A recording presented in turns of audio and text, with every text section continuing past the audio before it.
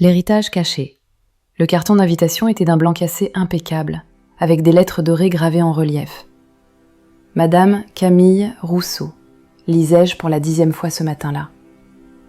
Vous êtes cordialement invité à assister à la lecture du testament de feu monsieur Henri Lavallée, votre grand-oncle.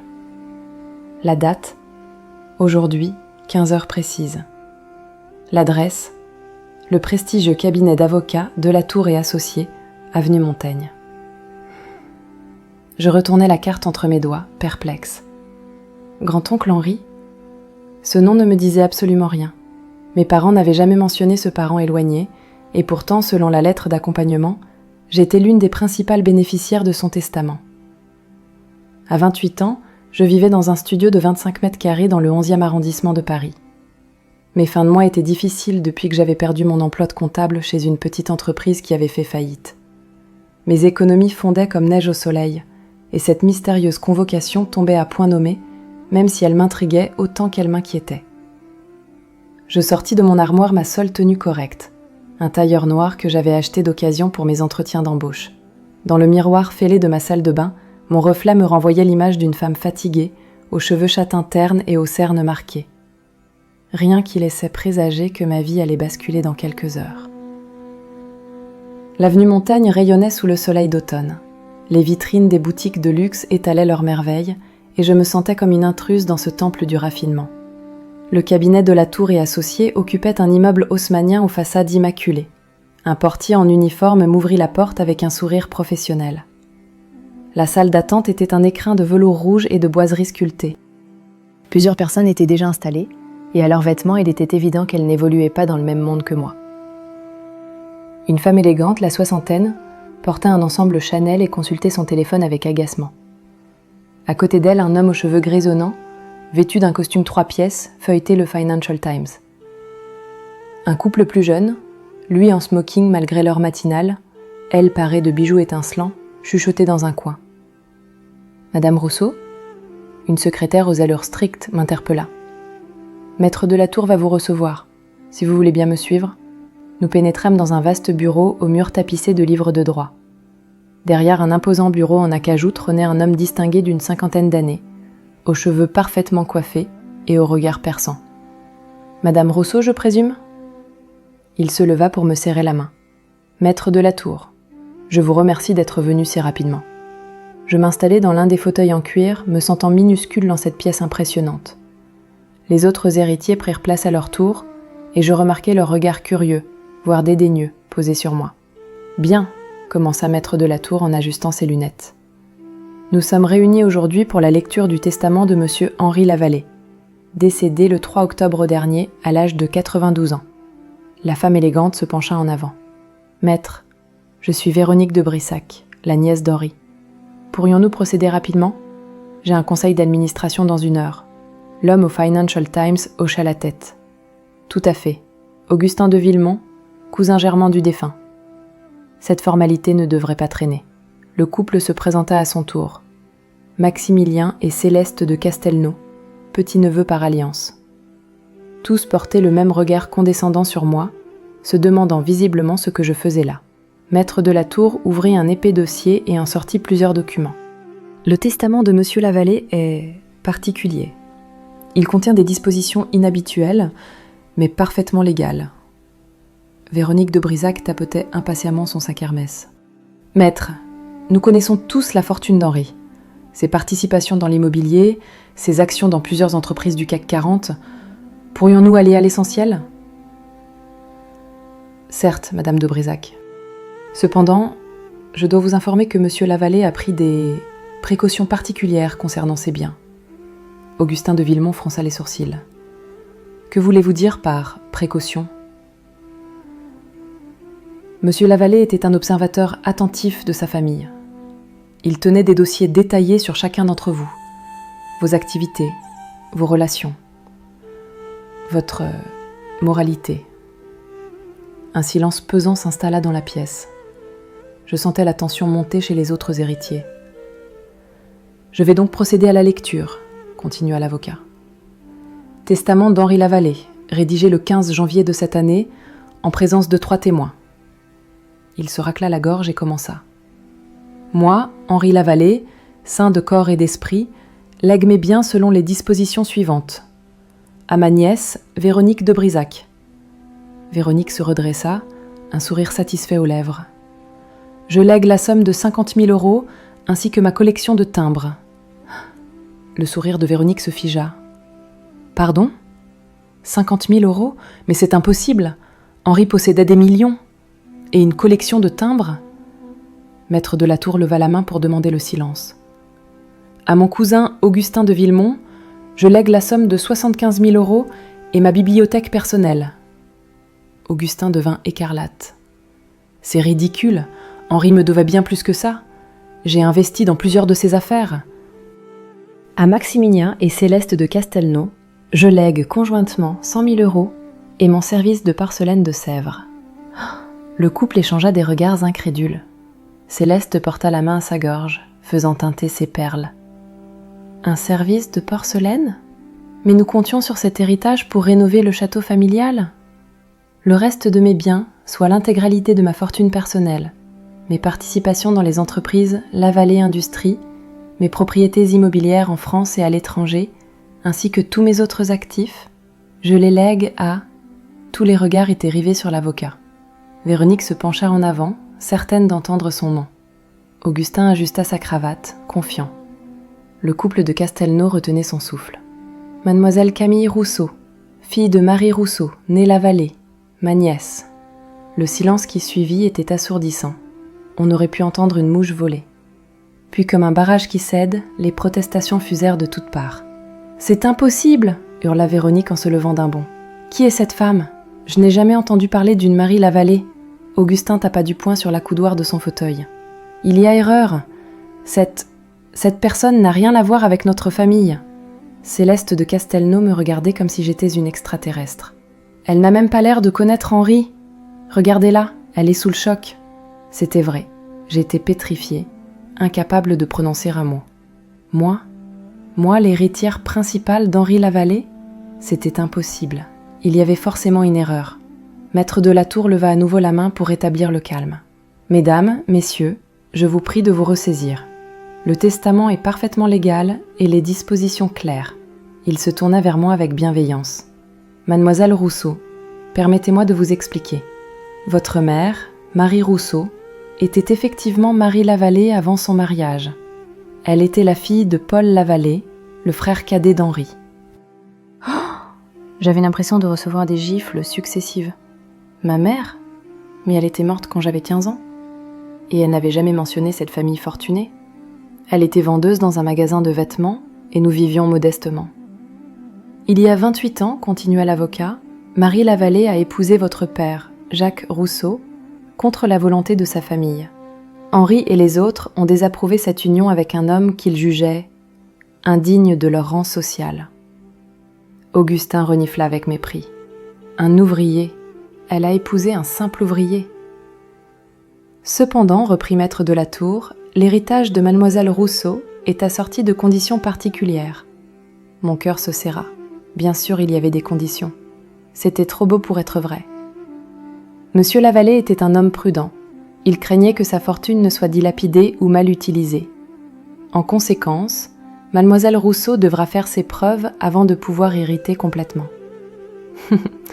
Véronique ricana. Je savais bien qu'Henri n'était pas complètement fou. Quelles sont ses conditions ? L'avocat sortit un autre document. Mademoiselle Rousseau disposera d'1 an pour prouver qu'elle est digne de cet héritage. Elle devra diriger personnellement l'empire Lavallée Industrie, prendre les décisions stratégiques et augmenter la valeur de l'entreprise de 15% minimum. Augustin éclata de rire. Ridicule. Cette femme n'a jamais dirigé autre chose qu'un crayon. Elle va couler l'entreprise en 6 mois. Si elle échoue, continua Maître de la Tour sans relever l'interruption, l'héritage sera redistribué entre les autres membres de la famille présents aujourd'hui. Les yeux de Véronique brillèrent d'une lueur cupide. Dans ce cas, nous n'avons qu'à attendre. Cette petite comptable va se ridiculiser et nous récupérerons ce qui nous revient de droit. Mais ce que les autres héritiers ignoraient, c'est que Maître de la Tour ne leur avait révélé qu'une partie de la vérité. Dans son bureau privé, 1 heure plus tard, il me fit des révélations qui changèrent complètement ma perception de l'héritage. Mademoiselle Rousseau, ce que je vais vous dire maintenant doit rester strictement confidentiel. La fortune de votre grand-oncle est bien plus considérable que ce que croient les autres héritiers. Il ouvrit un coffre-fort dissimulé derrière un tableau et en sortit plusieurs dossiers. La vallée Industrie n'est que la partie visible de l'iceberg. Votre grand-oncle possédait secrètement des participations dans des dizaines d'entreprises technologiques, des start-up innovantes, des sociétés d'investissement réparties sur tous les continents. Il me tendit un premier document. Regardez ceci. 15% des parts de Technoglobal, la plus grande entreprise d'intelligence artificielle européenne. Valeur estimée, 2 milliards d'euros. J'écarquillai les yeux. 2 milliards ? Rien que pour une participation ? Et ceci, continua-t-il en me montrant un autre dossier. 10% de Quantum Solutions, leader mondial des ordinateurs quantiques. Valeur, 3 milliards et demi. Ma tête tournait. Combien vaut exactement l'héritage ? Maître de la Tour sourit. Votre grand-oncle était l'un des hommes les plus riches d'Europe. Sa fortune totale dépasse les 12 milliards d'euros. Je dus m'asseoir. 12 milliards ? Moi, qui avais du mal à payer mon loyer de studio ? Dans l'appartement somptueux de l'avenue Foch, je découvris une enveloppe scellée portant mon nom, cachée dans le secrétaire Louis XVI du salon. L'écriture d'Henri Lavallée était élégante, assurée. Ma chère Camille, si vous lisez cette lettre, c'est que Maître de la Tour vous a révélé la véritable ampleur de votre héritage. Je sais que ces révélations doivent vous paraître surréalistes, mais elles ne sont rien comparées à ce que je vais vous apprendre maintenant. Votre grand-père paternel, Georges Rousseau, n'était pas le simple mécanicien que tout le monde croyait. C'était l'un des plus brillants inventeurs de sa génération. Un visionnaire qui avait développé des technologies révolutionnaires dans le domaine de l'électronique quantique 50 ans avant son temps. Malheureusement, Georges n'avait aucun sens des affaires.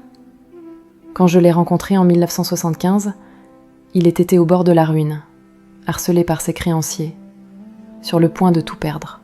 Je lui ai racheté ses brevets et ses recherches pour une somme dérisoire, pensant faire une bonne affaire. Ce n'est que plus tard, quand j'ai réalisé la valeur extraordinaire de ses inventions, que j'ai compris que j'avais profité de sa détresse. Ces technologies sont aujourd'hui à la base de la plupart des appareils électroniques modernes. J'ai voulu le retrouver pour partager équitablement les bénéfices, mais il était trop tard.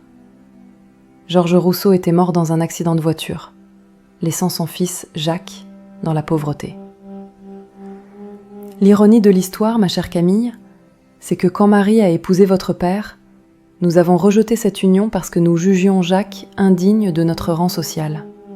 Nous ignorions qu'il était le fils de l'homme qui avait indirectement bâti notre fortune. Le téléphone crypté contenait une quinzaine de contacts intrigants. Klaus Weber, Zurich, Li Wei, Hong Kong, Dr Sarah Mitchell, Silicon Valley, Lord Pemberton, Londres, Dimitri Volkov, Moscou. Autant de noms qui évoquaient un réseau international d'une ampleur insoupçonnée. Ma première conversation fut avec Klaus Weber. Cet homme distingué dirigeait depuis Zurich un fonds d'investissement qui gérait discrètement plus de 5 milliards d'euros d'actifs Lavallée. « Mademoiselle Rousseau », me dit-il dans un français parfait, teinté d'accent suisse. « Je suis à votre entière disposition pour vous expliquer les rouages de notre organisation. Pourquoi personne dans la famille ne connaissait l'existence de votre fonds ? Monsieur Lavallée préférait la discrétion. Il évitait ainsi les demandes d'argent et les tentatives de chantage. Sachez que nous gérons pour vous des participations dans plus de 200 entreprises réparties sur les 5 continents. Li Wei, depuis Hong Kong, me révéla que les Lavallée possédaient secrètement 20% des parts de la plus grande entreprise technologique chinoise, valorisée à 15 milliards de dollars. Dr Mitchell m'expliqua que plusieurs startups de la Silicon Valley, dans lesquelles Henri avait investi précocement, étaient maintenant des licornes valant plusieurs milliards. Mais la plus grande surprise vint de Lord Pemberton, à Londres. Cet aristocrate britannique m'accueillit virtuellement depuis son bureau de Mayfair. « Ma chère enfant, votre grand-oncle était bien plus qu'un simple industriel français. Il était l'un des investisseurs secrets les plus influents de la City. Sous différents pseudonymes, il possédait des participations dans les plus grandes banques d'affaires londoniennes. Il marqua une pause théâtrale. Mais surtout, il était actionnaire minoritaire mais significatif de la Banque d'Angleterre elle-même. Je faillis lâcher le téléphone. La Banque d'Angleterre ? 3% seulement, mais suffisant pour avoir accès aux informations les plus sensibles du système financier international. J'acceptai l'invitation de Maximilien de Castelnau, mais pas pour les raisons qu'il imaginait. Le restaurant Le Meurice, avec ses dorures et ses cristaux, était le cadre parfait pour ce que j'avais prévu. Maximilien et Céleste m'accueillirent avec des sourires qui se voulaient charmeurs. Lui, dans un costume Savile Row impeccable, elle, parée de diamants qui scintillaient sous les lustres. « Ma chère Camille, » commença Maximilien, en me tendant une coupe de champagne Dom Pérignon. « Nous sommes si heureux de faire enfin votre connaissance. Henri parlait souvent de vous, vous savez. » Mensonge éhonté, bien sûr, il n'avait jamais entendu parler de moi avant la lecture du testament. « Nous pensons qu'il y a eu un malentendu, » continua Céleste avec un sourire mielleux. « Henri était âgé, parfois confus. Sûrement qu'il n'avait pas l'intention de déshériter sa famille pour tout léguer à une inconnue. » Je souris poliment tout en sortant discrètement mon téléphone. D'un geste, j'activai une application que Dr Mitchell avait fait développer spécialement pour moi par ses équipes de la Silicon Valley. « Vous avez sans doute raison, » répondis-je innocemment. « D'ailleurs, parlez-moi de votre château. J'ai cru comprendre que vous aviez des difficultés financières. » Le visage de Maximilien se crispa légèrement. « Oh, ce ne sont que des problèmes temporaires, quelques rénovations coûteuses, vous comprenez. » « Bien sûr, acquiesçai-je. D'ailleurs, votre banque, le Crédit Parisien, n'a-t-elle pas menacé de saisir le château si vous ne remboursiez pas votre emprunt de 2 millions d'euros avant la fin du mois ? » Ils pâlirent tous les deux. Comment pouvais-je connaître ces détails confidentiels ? Et vous, Céleste, votre boutique de mode avenue Montaigne, les affaires ne vont pas fort à ce qu'il paraît. 300 000 euros de dette auprès de vos fournisseurs italiens ? Céleste porta la main à sa gorge, ses diamants tremblant légèrement. « Comment savez-vous cela ?» Je souris et posai mon téléphone sur la table, l'écran face à eux.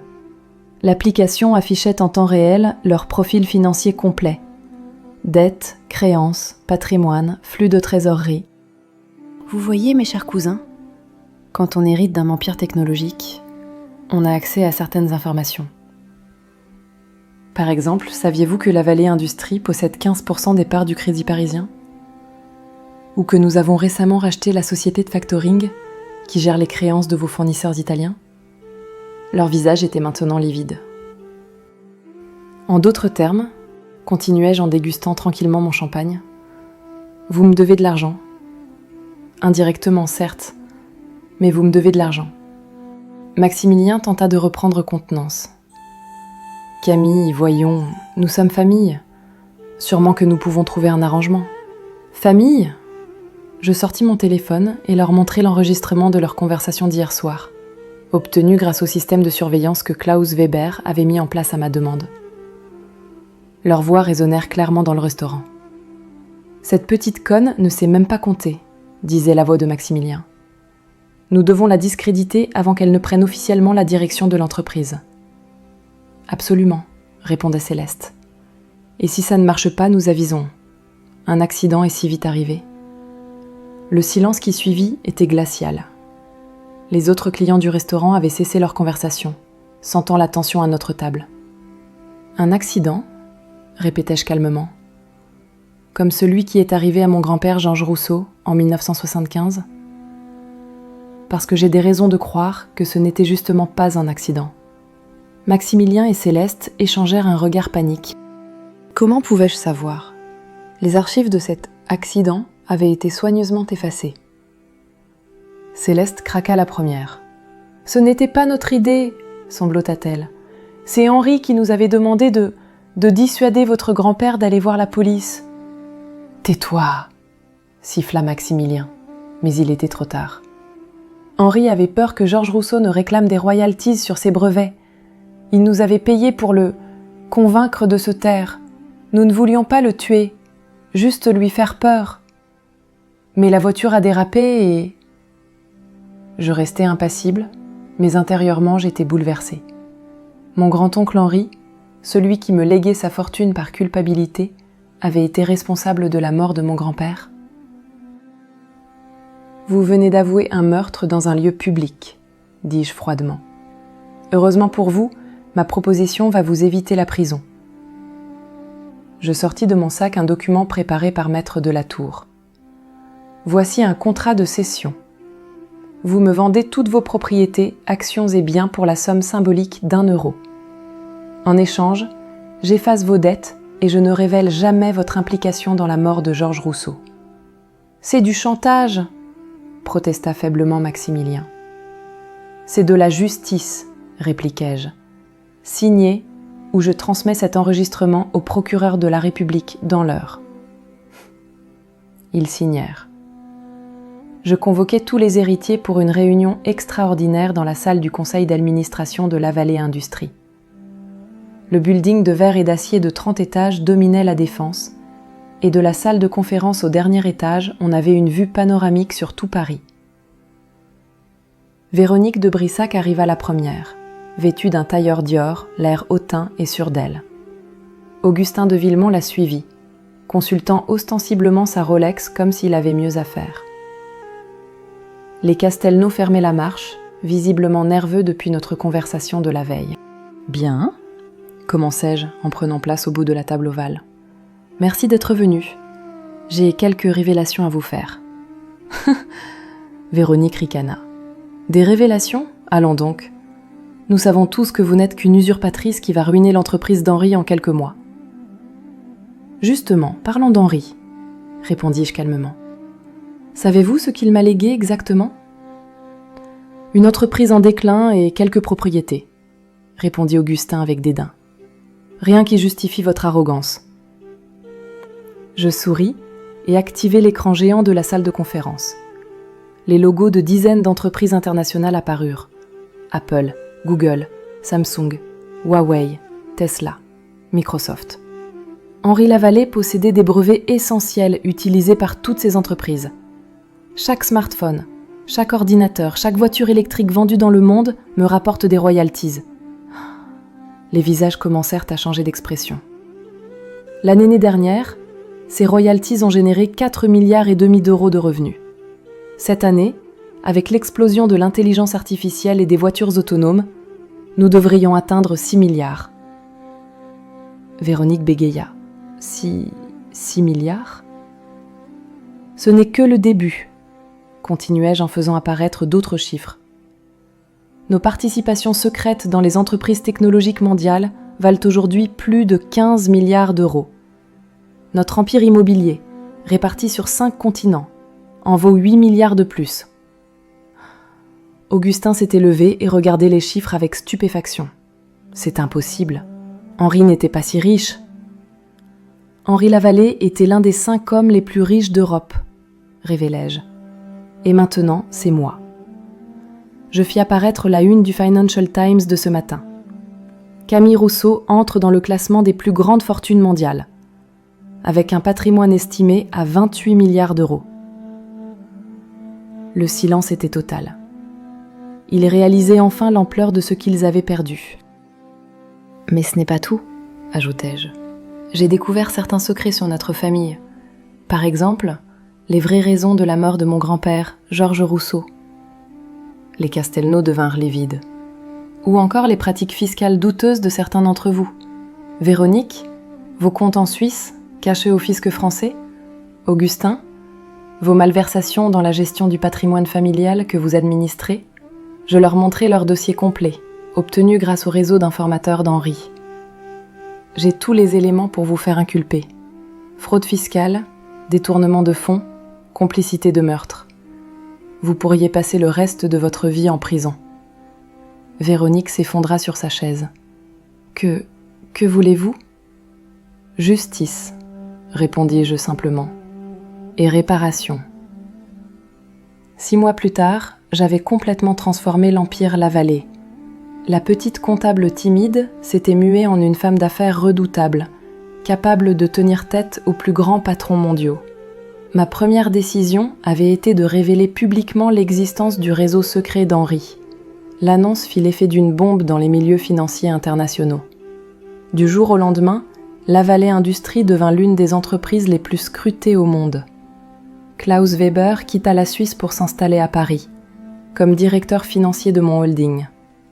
Li Wei ouvrit une succursale européenne de nos activités asiatiques. Dr Mitchell dirigeait maintenant notre pôle innovation technologique. Mais ma plus grande satisfaction fut la découverte des dernières recherches de mon grand-père, Georges Rousseau. Dans le coffre-fort du bureau d'Henri, j'avais trouvé des centaines de pages de calculs et de schémas qui prouvaient son avance extraordinaire sur son époque. J'engageai les meilleurs chercheurs du monde pour poursuivre son travail. 8 mois plus tard, nous mettions au point le premier processeur quantique véritablement stable au monde. Cette invention révolutionnaire multiplierait par 100 la puissance de calcul des ordinateurs. Les précommandes affluèrent du monde entier. Google, IBM, Microsoft se disputaient nos prototypes. La valorisation de nos brevets quantiques atteignait déjà 50 milliards de dollars. Ma fortune personnelle dépassait maintenant les 40 milliards d'euros. J'étais devenue la femme la plus riche d'Europe et l'une des 10 personnes les plus fortunées au monde. 1 an jour pour jour après la lecture du testament, j'organisais une réception grandiose dans l'hôtel particulier que j'avais fait construire avenue Foch. 300 invités, tout le gratin des affaires et de la politique française. Naturellement, j'avais invité les anciens héritiers. Ils ne pouvaient pas refuser sans paraître grossiers, mais leur présence à cette fête était un supplice. Véronique de Brissac, qui avait dû vendre son appartement du 16e et s'installer dans un 2 pièces de banlieue, portait une robe achetée en solde qu'elle essayait de faire passer pour du haute couture. Augustin de Villemont, ruiné par les remboursements qu'il avait dû effectuer, travaillait maintenant comme conseiller juridique dans un petit cabinet de province. Quant aux Castelnau, ils avaient émigré en Belgique après avoir perdu leur château et leurs biens. Ils vivaient maintenant dans un modeste appartement bruxellois. Je les reçus avec une politesse glaciale devant les caméras de télévision venues couvrir l'événement. Le contraste était saisissant. Moi, rayonnante dans une robe Valentino à 100 000 €, eux, pitoyables et amers. « Mes chers cousins, déclarai-je devant les journalistes, je suis si heureuse que vous ayez pu venir célébrer avec moi cette première année de gestion de l'héritage d'Henri. Grâce à votre absence de soutien, j'ai pu révéler tout mon potentiel. » Le message était clair pour tous les observateurs. Ces gens avaient sous-estimé la petite comptable et le payaient maintenant cash. Mais ma plus belle vengeance fut l'annonce que je réservais pour la fin de la soirée. « Mesdames et messieurs, annonçai-je en prenant la parole devant l'assemblée. Il y a 1 an, j'héritais d'un empire que je ne connaissais pas. Ce soir, je peux vous dire que non seulement j'ai relevé le défi imposé par mon grand-oncle Henri, mais je l'ai largement dépassé. Les applaudissements fusèrent, mon succès était indéniable. La valeur de nos entreprises a progressé de 150% en 12 mois. Nos innovations technologiques révolutionnent l'industrie mondiale. Nous employons maintenant plus de 2 millions de personnes sur tous les continents. Je marquai une pause théâtrale. Mais ce dont je suis le plus fier, c'est d'avoir découvert et poursuivi l'œuvre inachevée de mon grand-père Georges Rousseau. Car voyez-vous, mes chers invités, le véritable génie de notre famille n'était pas Henri Lavallee, mais cet homme simple et humble que l'aristocratie méprisait. Je fis apparaître sur l'écran géant une photo de Georges Rousseau dans son atelier, entouré de ses inventions. Georges Rousseau a créé les technologies qui alimentent notre monde moderne. Sans lui, pas de smartphone, pas d'internet, pas d'intelligence artificielle. Il était l'Einstein de l'électronique, et il est mort dans l'indifférence générale. Les regards se tournèrent vers les anciens héritiers qui baissaient la tête de honte. C'est pourquoi j'ai décidé de rebaptiser notre groupe. Lavallee Industries devient officiellement le groupe Rousseau, et j'annonce la création de la fondation Georges Rousseau, dotée de 5 milliards d'euros, qui financera la recherche technologique dans le monde entier. Les applaudissements redoublèrent. Je venais de réhabiliter définitivement la mémoire de mon grand-père. Enfin, ajoutai-je en regardant directement Véronique, Augustin et les Castelnau, je tiens à remercier ceux qui ont douté de moi. Leur mépris m'a donné la force de me dépasser. Leur cupidité m'a appris la vraie valeur de l'humilité. Leur trahison m'a révélé l'importance de la loyauté. 2 ans après cette soirée mémorable, je regardais le rapport annuel de mes entreprises depuis mon bureau du 45e étage de la Tour Rousseau, le plus haut gratte-ciel d'Europe que j'avais fait construire à La Défense. Ma fortune personnelle dépassait maintenant les 60 milliards d'euros. Le groupe Rousseau était devenu l'une des 10 plus grandes entreprises mondiales. Nos technologies quantiques équipaient les ordinateurs les plus puissants de la planète. Mais ce qui me rendait le plus heureuse, c'était le portrait de mes parents que j'avais fait encadrer sur mon bureau. Marie et Jacques Rousseau, qui s'étaient aimés sincèrement malgré les préjugés sociaux, qui avaient élevé leur fille dans l'honnêteté et le travail. J'avais créé un musée en l'honneur de Georges Rousseau dans la maison de mon enfance, devenu un lieu de pèlerinage pour les étudiants en sciences du monde entier. Chaque année, la Fondation Rousseau décernait des bourses à 1000 jeunes inventeurs issus de milieux modestes. Quant aux anciens héritiers, ils avaient disparu de ma vie et des médias. Véronique de Brissac travaillait maintenant comme vendeuse dans un grand magasin. Augustin de Villemont donnait des cours particuliers de droit pour survivre. Les Castelnau avaient ouvert une petite pension de famille en Belgique. Parfois, très rarement, ils tentaient de reprendre contact avec moi, espérant sans doute une réconciliation qui leur permettrait de profiter à nouveau de ma fortune. Mais je ne répondais jamais à leurs appels. Car j'avais appris la plus importante des leçons. La vraie richesse ne se mesure pas en milliards d'euros, mais en amour, en loyauté, en intégrité. Des valeurs que mes parents modestes possédaient et que toute l'aristocratie européenne n'avait jamais pu acheter. Henri Lavallée avait voulu me léguer sa fortune par culpabilité. Mais en réalité, il m'avait légué quelque chose de bien plus précieux. La possibilité de rendre justice à ma famille et de montrer au monde entier que le mérite vaut mieux que la naissance. En me penchant à la fenêtre de mon bureau, je contemplais Paris qui s'étendait à mes pieds. Dans cette ville où ma mère avait vécu humblement, où mon père avait travaillé de ses mains, où j'avais grandi dans un petit appartement, j'étais maintenant la reine incontestée de l'économie française. Et contrairement à mes prédécesseurs, j'avais l'intention d'utiliser ce pouvoir pour faire le bien. Car comme le disait souvent maman, ce n'est pas ce qu'on possède qui nous définit, mais ce qu'on en fait. Les 60 milliards d'euros de ma fortune allaient servir à changer le monde. Et quelque part, j'en étais certaine, l'âme de Georges Rousseau souriait de voir que son héritage intellectuel continuait enfin à porter ses fruits. La petite comptable de banlieue était devenue l'une des femmes les plus puissantes du monde. Mais surtout, elle était restée fidèle aux valeurs de ses parents. C'était ça, la vraie victoire.